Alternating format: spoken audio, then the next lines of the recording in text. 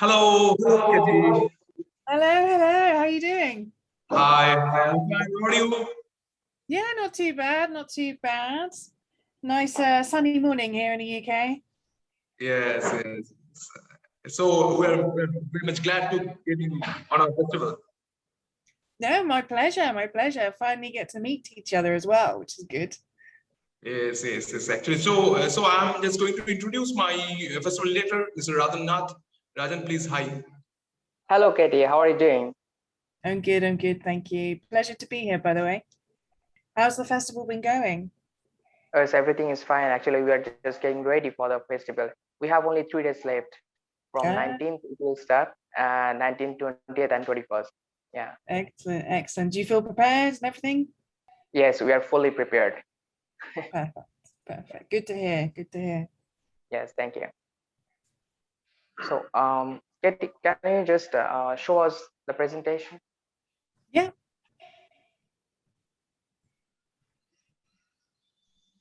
So it's this, that's the beginning. Okay. And yeah, I've just got some slides on different types of festivals and how best to use them. And also like the different types of festivals. And I think I might have, let me just double check. Yeah, I've got 2 case studies as well. So we can kind of compare and contrast the different types of festivals that we sent them to. So yeah, very kind of a generic overview. I also talk about materials as well, kind of stills and headshots and so on. But yeah, just it's not as comprehensive just because that generally takes us about 2 hours and there's 2 of us. But just in terms of timing, I can kind of whiz through this and leave time for questions. Can you tell me, Katie? So, if any filmmaker is very much new, okay, he just made one film, maybe it's a short film, or maybe it's a feature film, whatever it is. So, how he will just shortlist the festival, that which one is best for me? Mhm. Yeah. So it's kind of down to research. So the way that we look at a film is looking at the assets that it might be. So for example, debut, so it's your first film, that is actually an asset to exploit on the circuit. There are categories or festivals that are after first or second time filmmakers. So there's actually quite a lot of categories for feature debuts. And the reason that we say to focus in on that is because it carves you out from the main competition. So it means that you're going into a category which is less subscribed, there's less submissions there than a kind of standard one. But also I would say just looking to the themes and the strength of your film. You have to be very honest about your film as a filmmaker.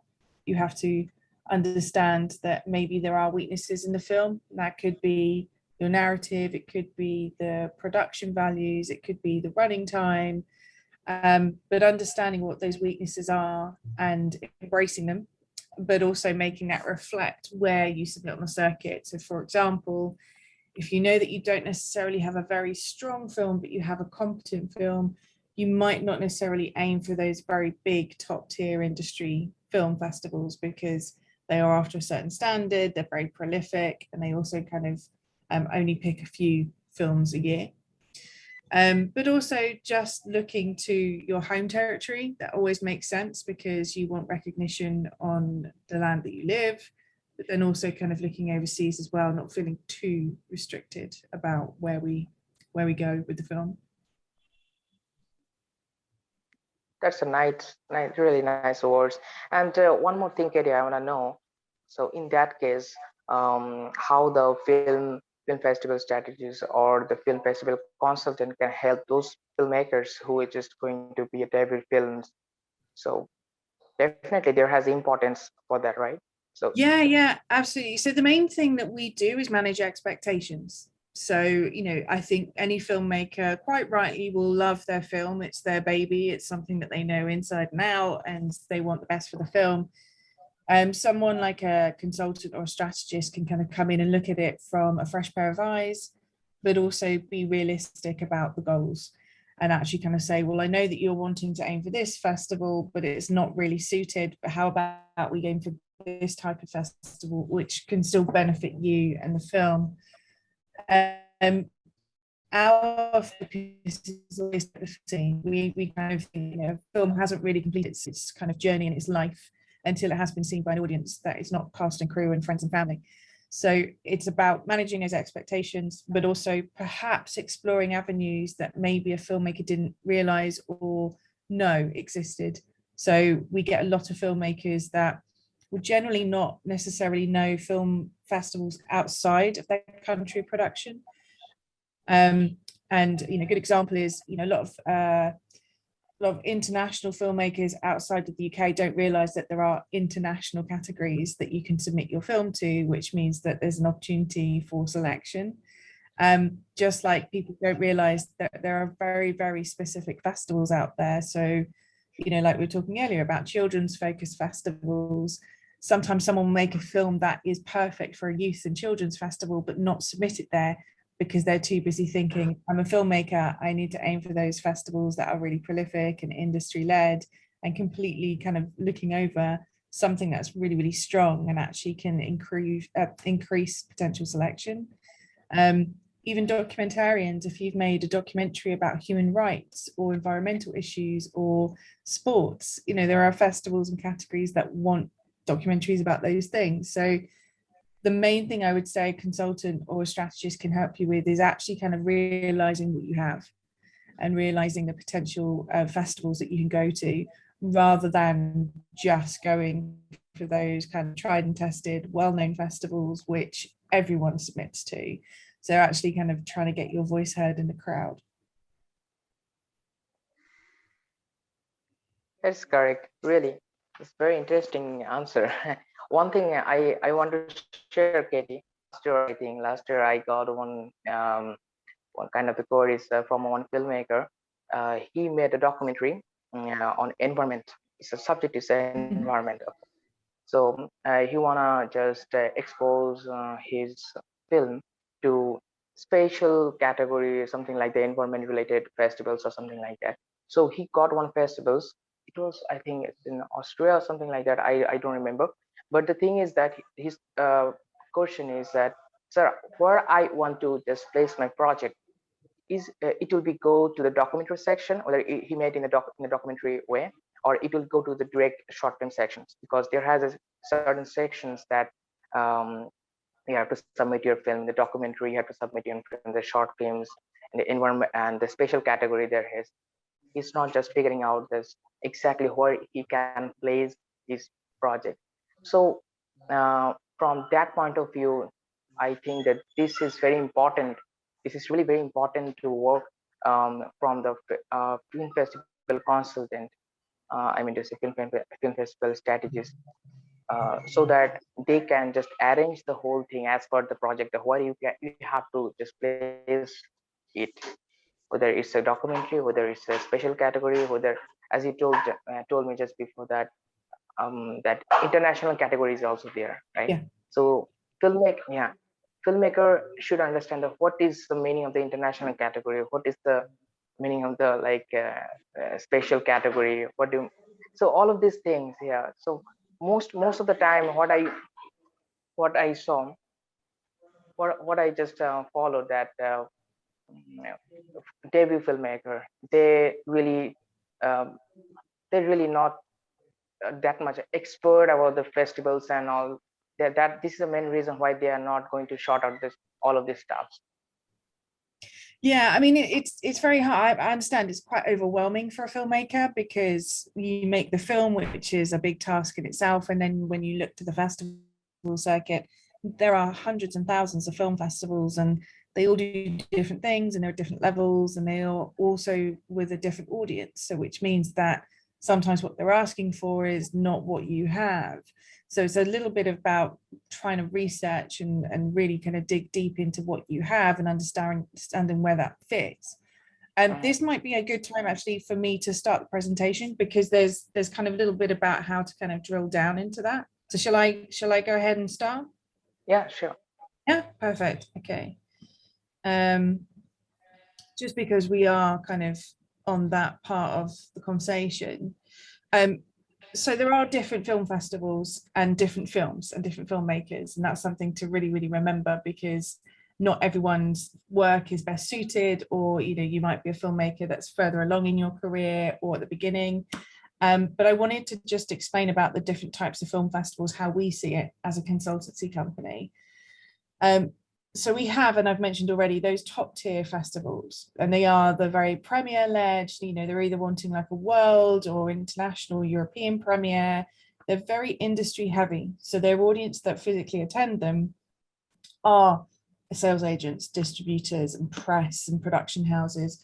So they are kind of very hard to get into because they have fewer programming slots.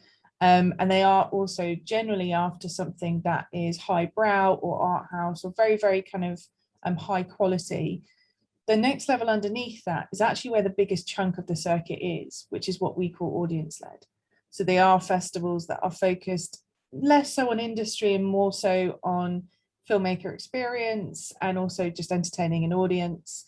And a lot of them still have QDOS, like they might be BAFTA or Academy or Canadian Screen affiliated, but they have a larger program for shorts and more variety. Or they are short specific, which obviously means that there's a much broader program to kind of curate for. And then we have then what we call the niche format and genre, which we've literally just talked on about, the children's festivals and documentary festivals. So they are festivals that have a specific focus. That might be format, it might be documentary, or it might be shot on mobile phone, or it might be genre such as LGBTQ or horror or sci-fi and so on. So that's generally how we split the circuit into 3 chunks. But the other way to look at your film is the assets. And I've kind of already mentioned some in our conversation, but this is just a very small cross-section because you can go even further. But if you look at this, everyone has heard of a short or a feature, live action and animation, documentary and so on. But you also kind of have other areas to focus in on, such as student production. Is it a debut? Is it a BIPOC film? Is it a biography? Is it a medical film? Is it to do with social? Is it docudrama? These are all just generally broad strokes of what festivals could be looking for. And the reason it's important to know about these different festivals is because it helps you understand where your audience is. And that's, of course, it makes sense. If you have something and you know where your audience is, it makes sense for you to submit there because you just increase the opportunity of your film getting selected. But also on the flip side, and I'm sure you'll appreciate this as a festival yourself, festivals will have the best suited material. They won't be kind of sifting through lots of irrelevant films that they go, wow, they really haven't understood what we're after. But also, more importantly, it will save you money, and that you can save that money to spend on other festivals that are best suited for it. So that's why it's important to understand the level of your film and the different types of festivals there are, and actually kind of getting them to talk to each other.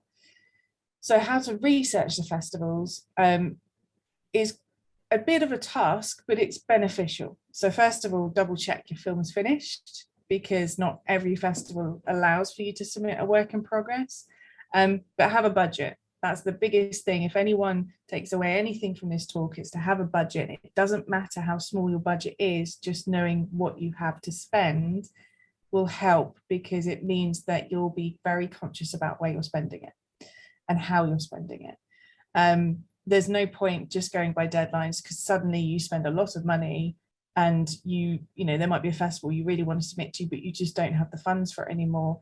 And there are a lot of discounts out there, and sometimes they can be very specific and sometimes they can be very generic. So, you know, some festivals will do a very short window, which is for a free submission.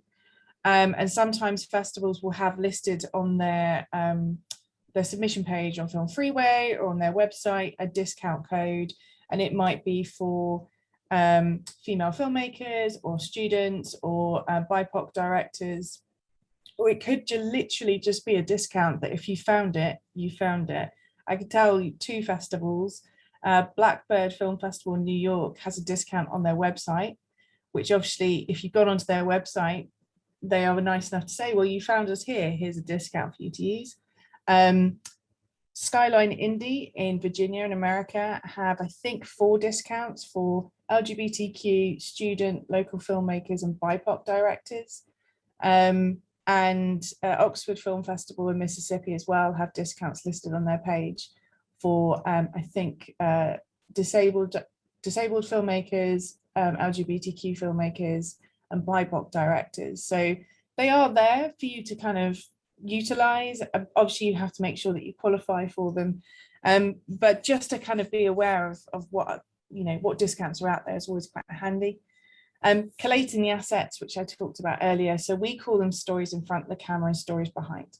So, in front of the camera, it's about narratives, it's representation, who's on screen, whose story you're telling, what story you're telling. For example, you might have a film about mental health. There are mental health focused festivals out there. You might be telling a story about refugees or human rights. There are festivals that are wanting those narratives. Stories behind the camera, it might be that you are, let's say you're a German filmmaker, you're a German director, you might be submitting to a festival that is wanting German directors or a focus on German creators. So it's all of those assets that can really help you hone in on those festivals and those categories and really just elevate the film to being considered seriously, because obviously there's a lot of competition. But the easiest thing to do, and it takes time, but I think as a filmmaker, it's actually quite enjoyable, is to browse film festivals online and see what they previously screened. We are in a wonderful position at the moment for a lot of festivals that are hybrid or online that you can virtually attend. And I think any filmmaker should be attending as many festivals as they can, even if they have not been selected, because you need to know what that festival is screening. You also need to know what's on the circuit at the moment, so you can understand, where your film fits. Is your film similar to something? Is there a story that you really, really enjoy and you want to get in touch with that filmmaker and collaborate? It's all those things that kind of skirt around each other. So putting all of these into practice, I've got 2 case studies of 2 clients that we're looking after. And I've tried to pick 2 very different films just to kind of really kind of reiterate how you can be very, very hyper-focused and help the film on the circuit. So the first short film that I'm using as a case study is a 15-minute live action called Adnan. And the stories on the camera is a human rights story, it's a children's narrative, it's a refugee story, deals with mental health, social issues, it's British culture as well, and it is also subtitled in English. The stories behind the camera is a little bit thinner, it's a UK production and it's 2 co-directors.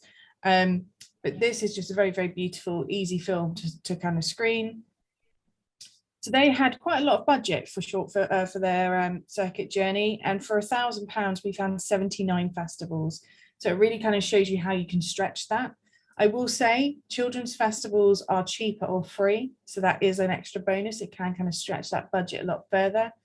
But I've split the festivals into different categories just so you can see like how specific we've been and where we've really, really pulled out kind of assets.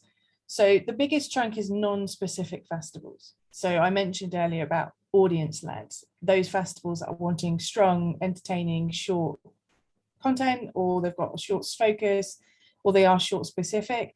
This is where that film went to a lot. And that literally is when you're looking in the categories, it will be, is it a short or a feature? Is it a live action or animation? Just it goes to the short film. And then it's the non-specific categories, again, kind of falling into that short, live action and so on. But then we've pulled out some of the niches. So for this, it would be human rights, youth narratives, British culture, films, festivals that are wanting subtitles, narratives, and foreign films. And so far, and this is still active, but it's coming to the end of its journey, this film's had 19 selections at a variety of festivals. And it's kind of, it qualified for BAFTA and BIFA in the UK. So it shows you the level of festivals it can still play at whilst honing in on those more niche and focused festivals. In complete comparison, I've picked a 7-minute documentary. And it's a really wonderful kind of very short kind of poetic piece. The assets on camera is it's talking about nature. It is focused on science, and it is a female subject because it's a female astrophysicist, and it is in black and white. And the reason I mention those is all of those kind of assets are, there are festivals wanting that as a category or a remit. The assets behind the camera, as this is a US co-production with the UK. So you've got the duality, so it can kind of flip-flop between a US category or UK category. Latino filmmaker and a female filmmaker. So completely different kind of setup and also very completely different format. Now they had a smaller budget of £500, but we still found 50 festivals. And again, it's really stretching that, kind of utilizing those discounts for or focuses on female filmmakers, but also this is a 7-minute documentary. So there are festivals that are wanting films that are under 10 minutes. So it's a cheaper category. So we really went to, you know, a large contingency of documentary specific festivals because it is a documentary. But then we went to a lot of non-specific festivals because when it comes to documentary festivals, there is a bit of a hierarchy because some of them are wanting more investigative or hard-hitting issues or social stories, whereas this was actually, you know, quite a nice poetical musing of documentary. So wouldn't really fit that kind of crowd. And so far, this has had 5 selections. It's newer than Adnan, so it's still kind of on its journey. But the reason I wanted to pick those 2 is that it goes to show that by being very hyper-specific with your research, you can increase the potential of selection because you're not just submitting it everywhere that screens short films. What you're saying is, my film isn't suited here, but that festival is asking for exactly what I have. So you can be really, really kind of pinpointed and just increase the opportunity of those films kind of having a fighting chance. So about finding these festivals, not what I will say is that majority of festivals are listed on Film Freeway, but not all of them. There are some festivals that are only listed on Short Film Depot or Fest Home or Film Fest platform, which is just for French film festivals. But a lot of festivals will only accept on their own websites.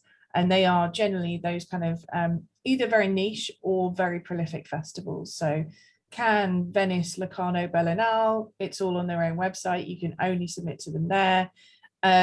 Some festivals are listed on more than one platform. You'll find that they are perhaps doing different categories on different platforms. So for example, you sometimes get a lot of festivals that are maybe in South America where they're actually putting a call out for international films only on Film Freeway because they know that Film Freeway is heavily subscribed by wider usage. So how you find them is going to be dependent on what you're looking for. And I realize that's a bit of an odd thing to say. But for example, if you are a horror filmmaker, Fest Home, which is based in Spain, has a lot of kind of horror festivals on there that you won't find anywhere else. But at the same time, I would say that the most easiest user interface is Film Freeway. I don't think it's absolutely perfect. It still has some creases to iron out, but it's a good start because you can browse film festivals quite easily and you can understand, you know, what categories there are, what a film festival is asking for, when their deadlines are, and so on. Then what we recommend is, this is a very brief overview of how we put together our strategies, is any filmmaker, once they start submitting, should be collating their information into one place. And it's so they can keep an idea on budget, they can keep a track of where they've submitted, and also in what order the festivals happen, because of course some of them might have premiere stipulations. So we've just done a very, very basic, this is actually a lot bigger, it's just there's a lot of information to fit on the screen, but we kind of detail here the kind of name of the festival, we put it in deadline order. We keep it nice and simple. It's a cross if it was rejected and a tick if it was selected. We put any kind of premiere status that the festival is requesting, and that might be regional or it might be a larger premiere such as world or international. We mark whereabouts it is in the world territory-wise, and then for the US festivals by state, and in Europe by location. That would be the festival website. And then here we would list the category. And I think any filmmaker should be really aware of what categories they are submitting to. Just again, so they can kind of really make sure that they're kind of going for the best suited festival category, but also to keep track, because sometimes a festival might come back and say, look, you submitted to this category, but we'd actually prefer to move you to this one. Is that okay? Which is something that you can kind of keep track of. Then for us, we list the platform that is used to submit. And then also here, we keep track of, did we submit? Is it open? Was it requested? Did the client previously submit there? Is it closed? And so on. But I definitely recommend a filmmaker utilize something rather than just go by memory. Mostly, again, just like I say, to keep an eye on budget, but also just to make sure that you have submitted somewhere. It's very common if you're working in a team that it should really fall to one person, because it means that nobody's like duplicating submissions, you're not wasting money, but also just kind of knowing that it has been submitted and the deadline hasn't been missed. Obviously, the majority of festivals do have early bird, regular and late deadline, but not all of them. That's something to just stress as well. So the next, calculating your data, which will sound very boring on this, but it's actually crucial. Essentially, we kind of create a document for all of our clients, and it basically kind of drills down into information that will be really, really helpful and beneficial when it comes to looking for festivals or selecting categories. So just on the left here, so we've got Nationality Director, like I mentioned earlier. It can be a qualifying factor. It can be that you can only submit to that South American festival because you're a South American director. Or it could be that if you're a Canadian filmmaker submitting to a Canadian-based festival, actually you get to submit for free because you're a national filmmaker, whereas an international filmmaker will have to pay a small charge. So it does actually benefit kind of being really, really aware of, you know, what assets you can really exploit. Production country, again, is also a qualifying factor. Budget, less so, but it's still quite common for a festival maybe to have a category which is over X amount or under X amount for your production budget. Date of birth, this isn't them kind of promoting your age, but it can be a qualifying factor because there are categories for over 35, over 50, under 18, 14 to 16, and so on. Duration, which is a big one. Festivals will either kind of have an overall, like 40 minutes and under, or 30 minutes and under, 20 minutes and under, or sometimes they'll have a category. So a few festivals are beginning to introduce mid-length categories, which are generally from 25 to 35, just because some films are running a little longer. But again, that can really hone in and kind of help you perhaps go for a cheaper category. Production date as well. The majority of festivals are generally asking for the year previous. So as we get closer to 2022, a lot of festivals will now be asking for 2021 onwards productions. But these are all qualifying factors. They can really help you in terms of just honing in and going, oh, actually, I fit that category because of X, Y, Z, which means that you're going away from the category where everyone is able to submit and actually kind of giving yourself a really good opportunity. So I'm just going to quickly go through the other supporting materials, just because I think it's really important. But some festivals don't have space for full synopsis. They ask you for a log line. And the best thing to do is to make your log line as strong as you can. From 17 years of doing this, the magic number seems to be 25 and under. For a strong log line. What I would say is 25 words is a limit, but you don't have to hit it. If you write your log line in a lot less, great, it's a lot less space taken up. But keep it brief and to the point, don't reveal too much. You want that to speak for your film. You want somebody to look at that in a program and go, wow, that sounds amazing. I really want to watch that. The same goes for your synopsis. No more than 40 words is our recommendation, and a couple of sentences. What we do recommend is if your log line is really strong, maybe use that and just slightly expand it a little. Maybe kind of add in a little bit more context, or maybe add in names rather than a man or a woman, or add in a location as well. But just really keep it pithy and keep it short, because what you don't want to do is waste an opportunity to get somebody to watch the film. And really do not start either your logline or your synopsis with, this is a film about, right? We know it's a film.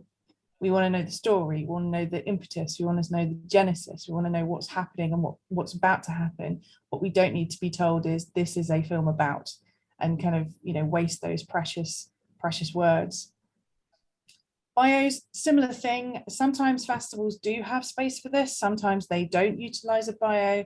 What we always recommend is to keep it short and keep it contained to your film career. Mostly because, you know, people want to know, are you an animator? Are you a documentarian? Are you a debut filmmaker? Are you an actor, now producer, or so on? But also, you can be a little bit savvy with this, like Lane has here, and she's actually put her website, which means that if you're short on space, somebody has the tools to go and find out more about you later down the line. Stills are also really, really important, and I'm sure as a festival you'll agree that, you know, having a still that really kind of captures the film is such an easy way to grab an audience member's eye. We've just got a selection here, and these are the lead pictures that we use for these particular films. Just because they're striking, they are interesting, they intrigue the viewer, but also they are just very clear. And we do recommend that, you know, that they are narrative stills. No festival really wants behind the scenes stuff, but that it's a story narrative, that it tells something, or it gives a little pebble of the story that the audience are going to see. This one at the bottom right, Roger the Rat, it is a black and white film, and it is quite dark, and that's probably the darkest that we would like it to be, mostly because some festivals will have to reduce these images to the size of a thumbnail. And obviously you want them to be really, really vibrant and be really, really clear. So just being cautious about, you know, not having nighttime shots or having a very busy image that perhaps once it's shrunk down smaller, it doesn't quite translate. Posters, they're not necessarily imperative for selection for short films, but they are nice for you as the creative to be able to update and promote on social platforms or websites or your agents or anything like that. Something that reflects the film, that's the most important thing. Sometimes we'll get posters and it will be a completely different message to what the film is telling us. But just something nice and simple, and also giving yourself space to put your laurels on there as and when you get them. And headshots, clue is in the name, needs to be of your head, and it needs to be nice and clear so people can see your face.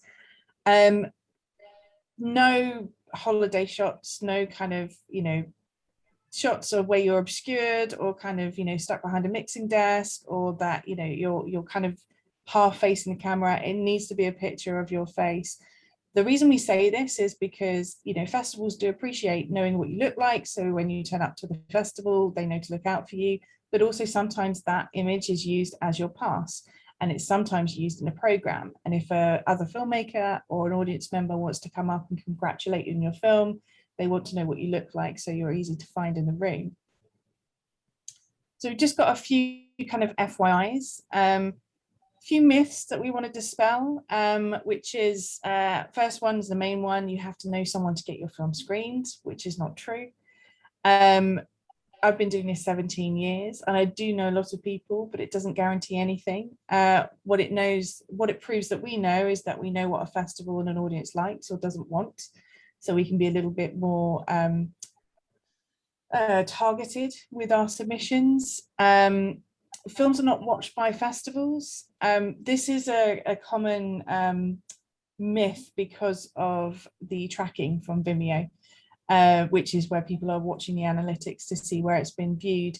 They don't always translate if you embed your link into a third party like Film Freeway. But also if somebody watches half of your film and the buffering doesn't work and they restart, it doesn't count as a full view. If someone downloads your film, that also doesn't count too. I'm not going to pretend that there are festivals that don't watch the films. They are not great festivals. They are not ones that we deal with. They are not legitimate. But every decent festival will watch your film. They might not watch the entirety. That's the focus it should be on. And the reason being, if after 10 minutes they know that this is not a film for their festival, they're not going to carry on watching. And that's to do with time, but also, you know, why should someone watch 20 minutes more of a film that they already know that it's just not suited?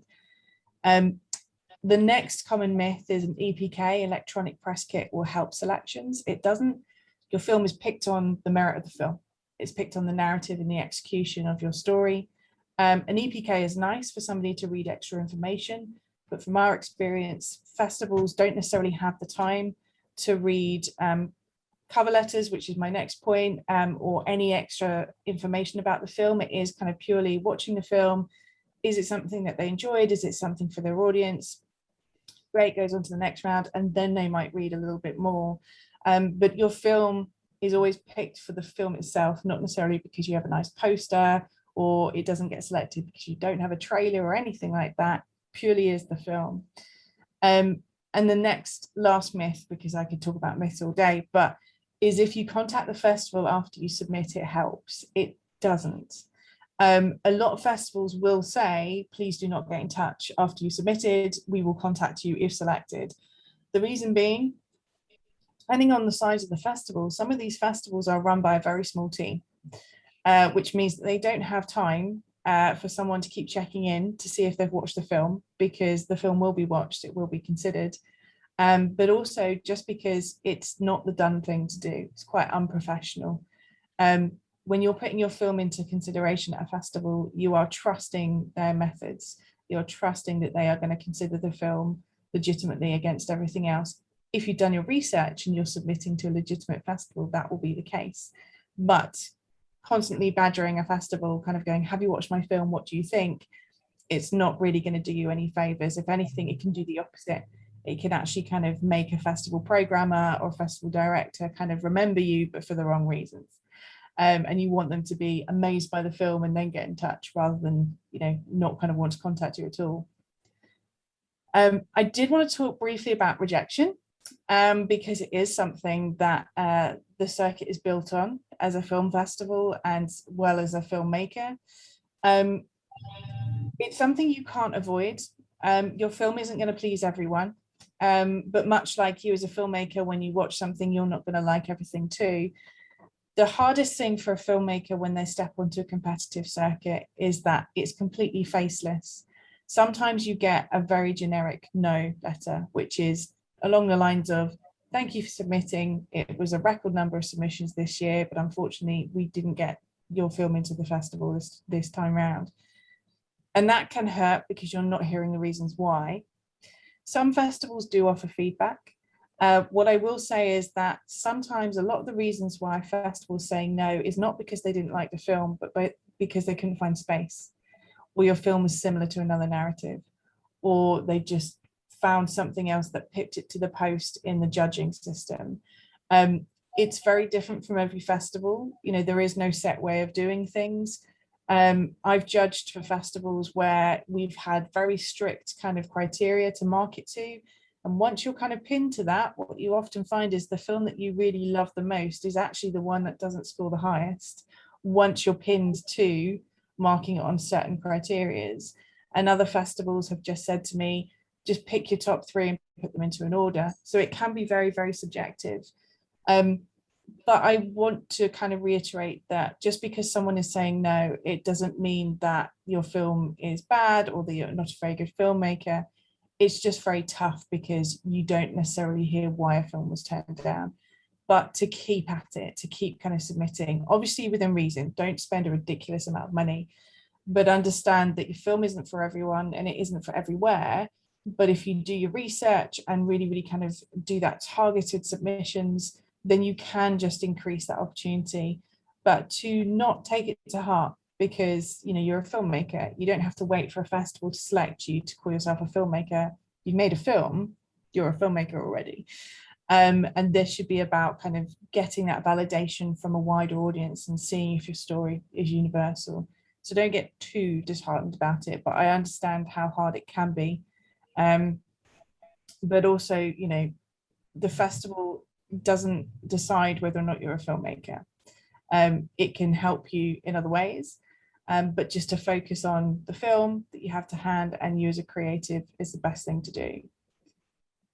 And time for any questions if you have any. So I'll stop sharing that so we can see each other properly. Yes. Definitely. I have questions for you. Katie, yes, I want to thank you for an wonderful sessions that you have presented at this time. And from these whole sessions, I'm just getting some questions in my mind that, like, what could be the probable option when a filmmaker sees that the festival is going online? So after getting the information suddenly, then what he or she will do? Like Yeah. there are certain aspects of geo blocking and certain aspects of film piracy that need to be cared of. So what are your suggestions? So first of all, it depends if the festival has made upfront any filmmaker aware. So when they're submitting, does it have their intended plans? I think last year, because we were still in the midst of everything, a lot of festivals were saying, well, this is what we're going to do, and this is our plan B, and this is our plan C, and everything else. Now, when you're submitting to a festival, film festivals are being very, very clear about what their intentions are because they've already had to pre-plan. And it might be that it's a hybrid, or it might be that it is virtual. The next thing is a festival should be very, very clear about what they can offer you, because some filmmakers are still not overly keen on going virtual because of ideas of piracy or just kind of not having that same experience. From our experience, it's always a conversation. And generally a film festival will say to us, we are screening behind a paywall, which means it's not just online for anyone to see. Someone has to purchase a ticket to see it. But also we're offering kind of geo restrictions. If you would like any, please let us know. So it's quite common now when you go onto a virtual festival, it will tell you what is available for you to stream in your area, and it might not be the whole program. And that's becoming increasingly common. I think a filmmaker, when it comes to screening virtually, our rule of thumb is as long as there is a paywall or something that stops it from being on Vimeo or YouTube or anywhere freely, then actually it's a good opportunity, because you can still be part of the festival. You're still part of a curated program, and that's the most important thing, that somebody has carefully put your film against other films to create, you know, a thematic program. You can request geo restriction, but I think it's dependent on what the festival can offer. But it's definitely a conversation, if you don't feel comfortable as a filmmaker, to have with the festival, because they want to screen your film and you want to screen your film. So it's always good to have some common ground. So just I want to know, what are the criteria that a filmmaker can follow so that they can communicate with the film festivals? Because there are multiple festivals which are very good, and there are multiple festivals which are not so much good. But sometimes their news comes that like they're going online suddenly. So when someone gets a news about a film festival which is going suddenly online, what would be their call from the filmmaker's point of view? Because the filmmakers need to know about the premiere status, about the other geo-blocking things and other piracy things and all. So how a filmmaker can communicate with the film festival so that the whole process of getting the onlines and all will get sorted? I think the main thing is to be cautious about which festivals you submit to, because of course the larger festivals or festivals that have been around a bit longer will be known for either their transparency or because, you know, they've got a reputation to uphold. So I think if a festival has suddenly decided they're going online and it is very last minute, is to ask the questions that you need to know as a filmmaker, such as, please tell me about any privacy settings that you have, such as, is it behind a paywall? Is there any commission splits? Because some festivals are doing that in terms of if they're putting it online and people can tip or pay, do you as a filmmaker get some of that? Not every festival is doing it, but it is something that is becoming a little bit more kind of commonplace now. But also asking the duration, that for us is really important. So we look after a lot of films and they're all at different parts of their journey. So for example, if we have a new film and the festival says we're going to go online, our questions are, well, for how long? What's your online system looking like? Is it behind a paywall? Is it subscription only? Is it open to the public? Is it open to Is it private? Is it password protected? Whereas maybe a film that's, you know, had a lot of screenings already, we would be less kind of precious about it, because but we will still want to know that it's not online, that it is kind of actually behind something. If a festival did that, I'd be very angry.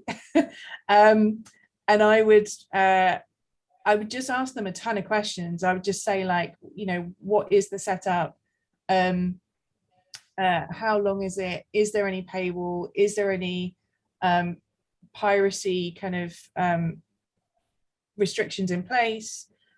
If there isn't, then I would probably advise a filmmaker to pull the film, only because the thing to remember, and we are actually kind of dealing with this with some festivals at the moment, when a filmmaker submits their film, they are agreeing to the rules and regulations that are on the filmmaker's page, which is, it will happen at a festival, it might happen online, it might do this, that, or the other. If those goalposts change between your film being selected and the festival happening, then you as a filmmaker are within your right to ask questions, because you've submitted and paid money perhaps to go for this thing, and then suddenly this thing's happening, which is very different. And it might be that it's less productive, it might be less kind, such as being put online. You can ask questions, because as much as a festival will say, you know, once you've been selected, you cannot take your film out of consideration, there's always exceptions to that, and it's generally down to a festival's behavior or a filmmaker's behavior on the other end of it. So I would ask a lot of questions, but also, if once you've got the answers to the questions and you're not happy with them, you can just say, well, I'm not happy with these, this isn't what I was expecting, and it's not what was stipulated, so therefore I'd like my film to be taken out. It's a tough conversation, but as a filmmaker and a creative, it's your work, and festivals should be willing to have that conversation, especially if they've advertised one thing and then suddenly kind of change, because you can't do that without questions. Fantastic, fantastic. I want to ask you another question, that is, like, for premiere status, when a filmmaker works for a premiere, and primarily the film team wants a very entire premiere from the Berlin, Cannes, Toronto, and all. And like, after spending money, after waiting for a long time, when suddenly the dream breaks down, after that time, what could be a second option, or what could be a plan B for the film team to move on? Because, like, if someone waits for a good premiere, then might be he or she has spent some time, spent some money, and after that the selection has not done. So what could be the probable point after not getting into a IDAR festival? Yeah, it's very common. I mean, they're fantastic festivals, but they have very particular tastes. What we recommend is being realistic about your film. And obviously, as I mentioned earlier, a strategist or a consultant like ourselves, we are here to kind of go, no, it's not worth spending money sitting on a film for that long, because it's just not their flavor. Let's look to some other films of other festivals. Obviously, not every filmmaker has that support. So I would really, I mean, it comes down to research. I think if you have a team that are aiming for, let's say, Venice, because timing of year is really important. Like, Venice has not long been. So if you are a filmmaker that wants to submit to Venice, they need a world premiere. So what you're doing is effectively going, well, I've made my film, but I really want to go to that festival. So I'm going to have to wait for about a year or less than a year, to first of all be able to submit my film, then wait to hear if it's a yes or no. It will probably be a no, which means that I've wasted a whole year waiting for this one festival that I probably should have researched and gone, yeah, my film's not for there. I think it's hard though, because obviously we want every filmmaker to be aspirational with their submissions, but within reason. I kind of feel that research is the easiest thing to do. And I think every filmmaker that comes to us, Cannes is a good example. Cannes is free to submit to, so it's not going to affect your budget, but it is premiere specific. So you kind of go, well, I have to make sure that if I'm desperate to submit to Cannes, that everywhere else I'm submitting to doesn't happen before then. Otherwise, I'm not serious about Cannes. Otherwise, I'm just doing it out of habit. The thing that people forget is with Cannes, you have to be under 15 minutes. And it's very common for a filmmaker to come to us with a 22-minute film and say, yes, I want to submit to Cannes. And we go, well, you can't. And they say, well, why? It's like, because you've got a 22-minute film and they don't accept anything over 15. So it shows a bit of a disconnect because you're going with the prestige of the festival rather than going, I read the rules and regulations, I understand what they select, that's why I want to submit there. So research is the first thing. Looking at what they selected last year will give you a really quick and easy kind of flavor taste test of like going, yeah, they're after highbrow, my rom-com is just not going to sit there.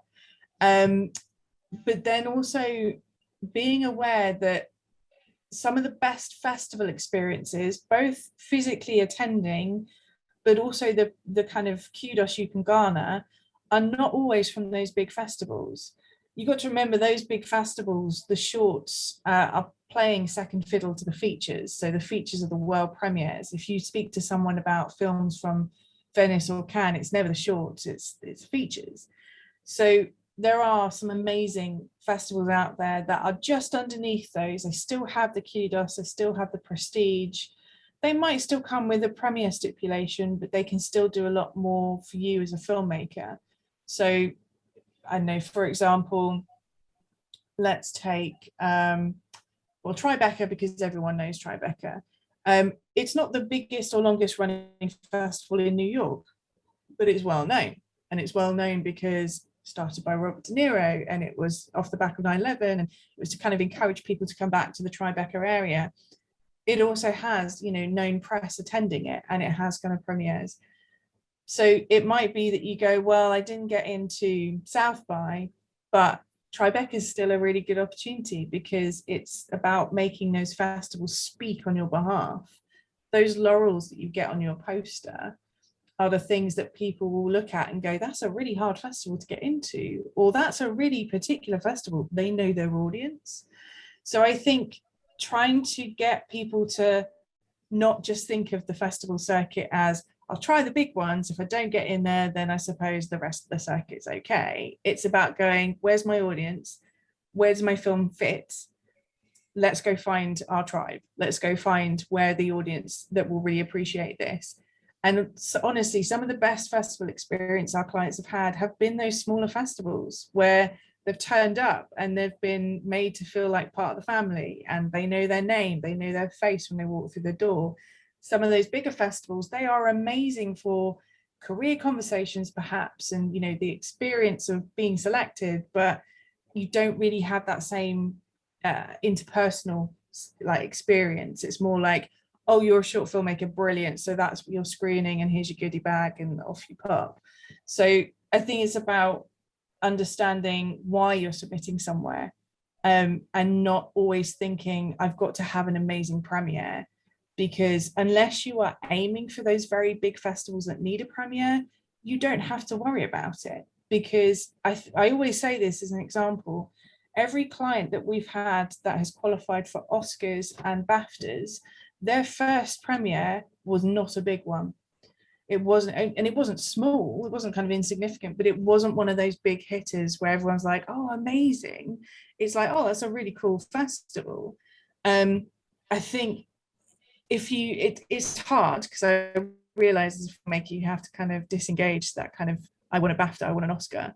But it should be about the film, and the focus is on the strength of the film that you have, and then looking at the circuit, not the other way around, because it's such an easy way to get disheartened, get a lot of rejection and spend a lot of money.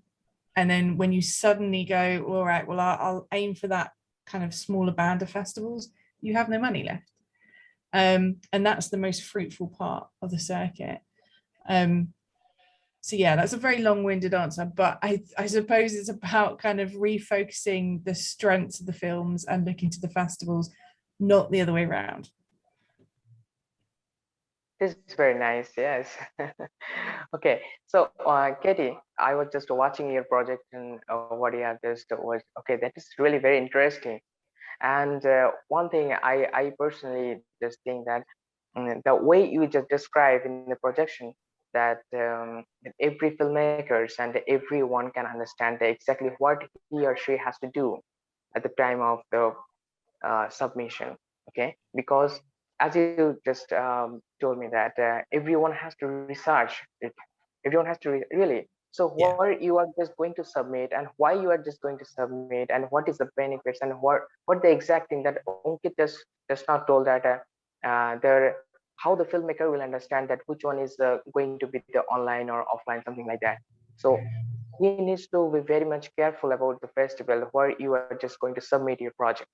This is very much important. One filmmaker cannot do all of these stuffs randomly, right? So first, the basic thing is research. What he showed to us that this is very interesting and very productive thing, really. And last slide, I think so. There is online there is written that someone just wanted to contact with the festival authority. So as a festival director, I got so many mail actually, so many mails, so many mails that they just mailed me that please consider my project, please do this thing, that this thing. I said, I'm so sorry, I cannot do anything. So at the time the notification, that our notification that is 2nd November, so we'll talk after 7 November. Okay, I mean, so you'll get the notification whether your project is selected or not selected. That's it. Yeah, This is, it's tough. yeah, It's just because I think the thing is every filmmaker thinks there's a shortcut, that there's a way of getting your film selected.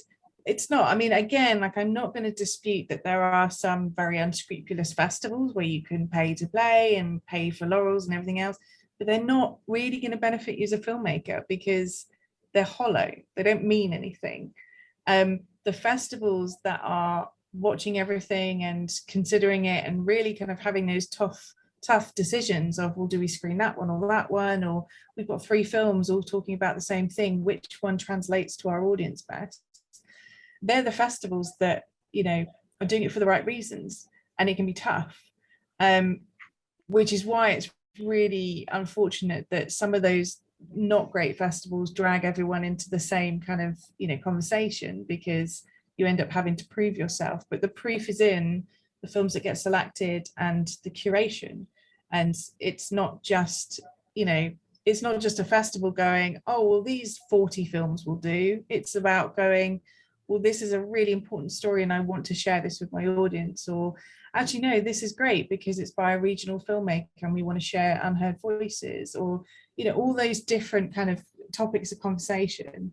But yeah, the last thing I want any festival having is a lot of filmmakers trying to think there's a shortcut and kind of like, please select my film, please select my film. And it's like, well, you know, you've done the hardest part, which is make the film. The next is putting it into consideration, and it's a waiting game.